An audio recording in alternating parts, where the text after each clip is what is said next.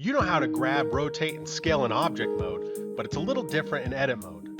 To go into edit mode, press Tab. Now you can edit the geometry of selected objects. We have three options for selecting geometry. There's Vertex, which allows you to select individual points on the mesh. There's Edge, which allows you to select the edges between vertices. And there's Face Selection. Knowing which option to use is important for learning 3D graphics. Let's break it down into the basics. Selecting the face is the same as selecting two edges, which is the same as selecting four vertices. Depending on what you need to move is what you need to select. It's best to choose the one where you have to select the least amount of geometry. You can switch between vertex, edge, and face selection with 1, 2, and 3 on the number row at the top of your keyboard.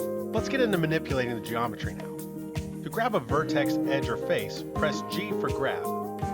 Then you can lock it to an axis by pressing X, Y, or Z. Right-click to snap it back to where you started.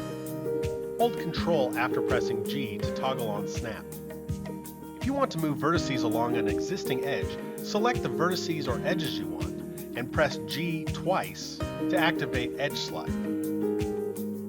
To rotate, press R.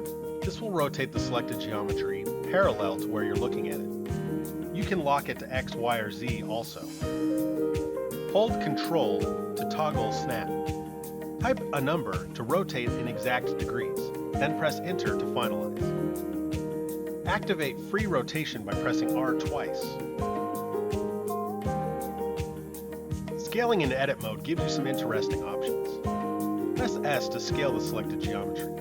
We can lock it to an axis, X, Y, or Z, and scale the edges or vertices or faces in or away from each other.